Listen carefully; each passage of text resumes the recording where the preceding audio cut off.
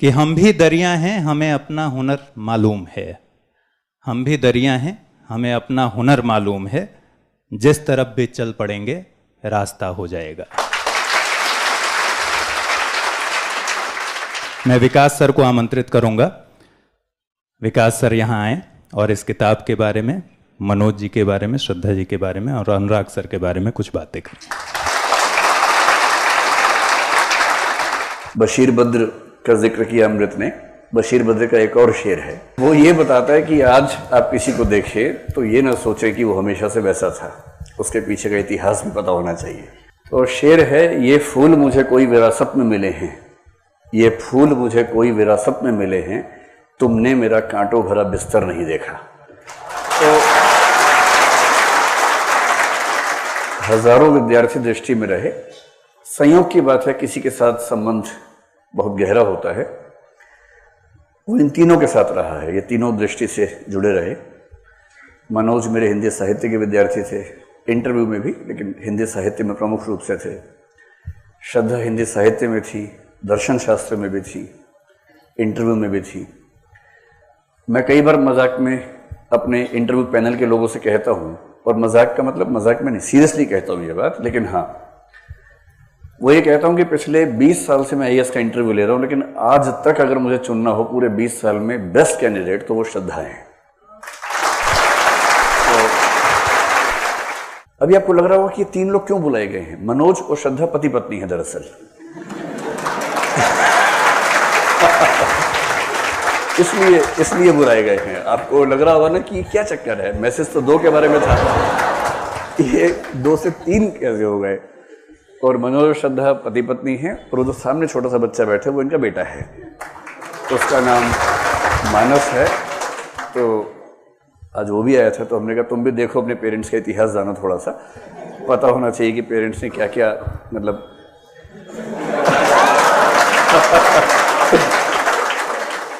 कैसे कैसे वो इस मंजिल तक पहुंचे हैं, इतने सफल कैसे हुए हैं, पता तो लगे। तो मनोज के साथ मेरा बड़ा अच्छा इंटरेक्शन रहा, अनुराग के साथ रहा। अनुराग और मनोज रूममेट्स थे उस समय। अनुराग का भी हिंदी साहित्य विषय था। तो अनुराग ने करीब 2 साल पहले एक किताब लिखी, वो किताब मुझे भेंट करने के लिए आई भी घर पे। फिर पिछले साल पता चला कि दूसरी किताब लिख रहे हैं और मनोज के जीवन पे लिख रहे हैं।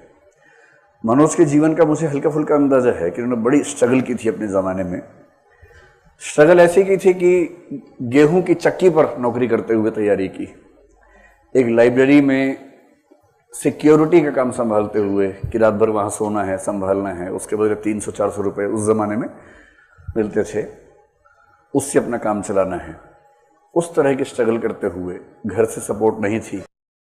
रहने वाले मुरैना के हैं, और मुरैना के लोग पढ़ाई की स्ट्रगल करें ऐसा कम दिखता है। लेकिन मुरैना का आदमी आईपीएस बने तो फिर थोड़ा ठीक लगता है कि हाँ, बंदूक वैध तरीके से हाथ में आ गई है। ये वाला भाव ज़्यादा मन में आता है। तो ये उपन्यास जब इन्होंने लिखा, अनुराग ने, तो इन तीनों ने मुझसे कहा कि सर हो सके तो एक बार आप इसको पढ़िए।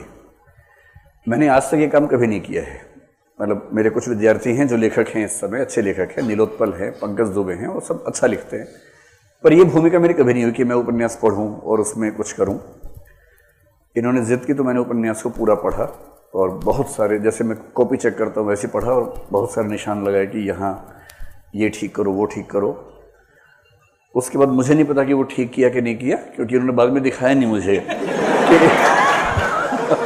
बस वो मेरे घर पे आके सारा समझ के ले गए और बोले अब ठीक कर देंगे, और उसके बाद मुझे यही मिला है सीधे। तो मुझे पता नहीं कि कुछ ठीक किया, तो मुझे भी देखना है। ये मुझे उपन्यास कल ही मिला है दूसरी बार छपने के बाद, अब मैं इसको ध्यान से पढ़ूंगा फिर से।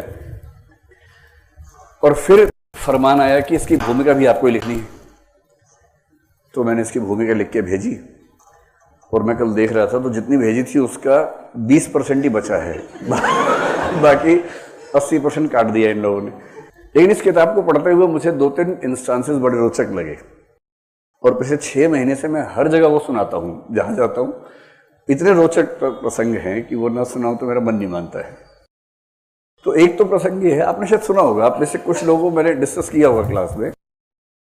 एक प्रसंग तो ये है कि ये जिस इलाके से रहे, मुरैना, उसके पास जोरा वो जगह है ना, जोरा एक जगह है, वहाँ से तहसील है। हाँ, तो आपको पता ही है कि उत्तर भारत में पढ़ाई की व्यवस्था कैसी इस समय है। स्कूल कॉलेज में पढ़ना पास होने की शर्त नहीं है, पास होने के अलग मैकेनिज्म है पूरे के पूरे। तो ये जिस स्कूल में थे वहां पर पास करवाया जाता था, पढ़ा के नहीं, वैसे ही मैनेज करके। तो उससे बच्चों में खास कॉन्फिडेंस रहता है, साल भर नहीं पढ़े उसके बाद भी आत्मविश्वास रहता है कि जैसे हर साल पास हो रहे हैं इस साल भी हो ही जाएंगे। तो इनकी 12वीं क्लास थी और उसी समय एक दर्दनाक हादसा हुआ। ये 12वीं का एग्जाम देने गए, उसी समय वहां पर कोई नया नया एसडीएम आया था। तो उसको पता लगा होगा कि बहुत चीटिंग होती है। उसने ठान लिया कि मेरे होते चीटिंग नहीं होगी। इनको तो पता भी नहीं था कौन आ गया है, ये तो सदियों से चली आ रही व्यवस्था के तहत तैयारी कर रहे थे, उसी परंपरा में तैयारी चल रही थी। बहरहाल ये एग्जाम देने गए तो पता लगा कि चीटिंग शुरू होती, उससे पहले ही एसडीएम खुद वहां गया और प्रिंसिपल को उसने मतलब डांटना शुरू कर दिया। तो बच्चों को क्लास में मैसेज दिया गया कि थोड़ी देर रुको, ये चला जाएगा फिर शुरू करेंगे। और चीटिंग करने वाले 3 घंटे में से 1 घंटे में काम कर लेते हैं, अगर उनको ये भरोसा रहता है कि अगर 1 घंटा ठीक से मिल जाएगा तो पास तो हो ही जाएंगे। अब प्रिंसिपल ने और सबने कोशिश की, चीटिंग के जो जिनका मतलब एजेंसी थी चीटिंग करवाने की वो भाग गए वहां से एसडीएम को देख के। और फिर एसडीएम ने कहा कि अब मैं सोचता हूँ कि मैं यहीं बैठता हूँ, पूरा पेपर करवा के ही जाऊंगा। उसने पूरा पेपर करवाया, पूरा स्कूल फेल हो गया।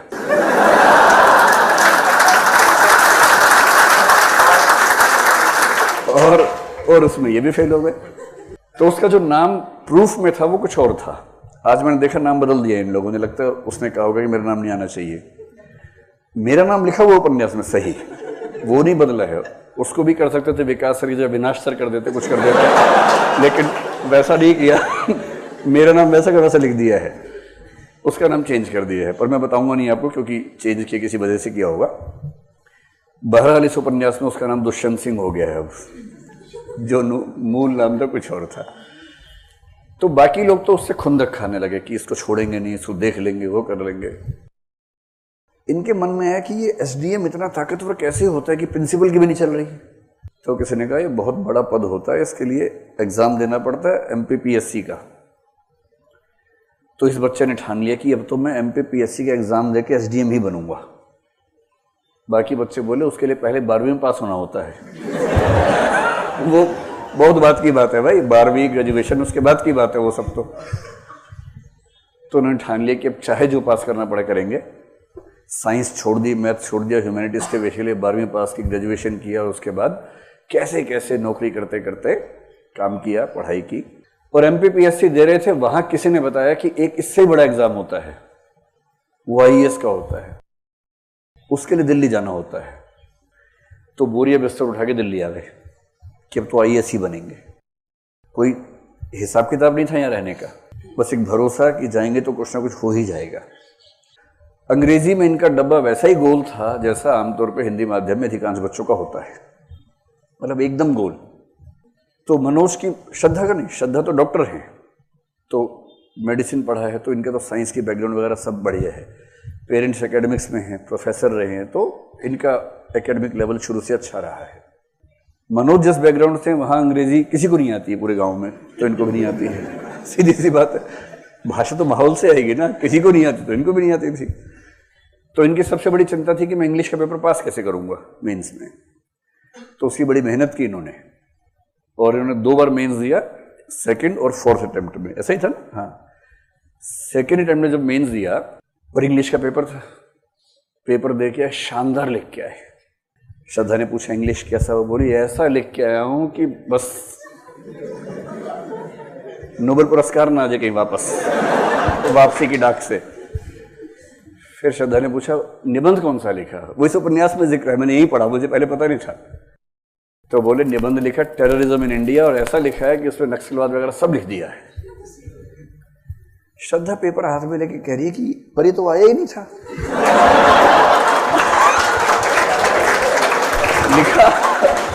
लिखा कैसे?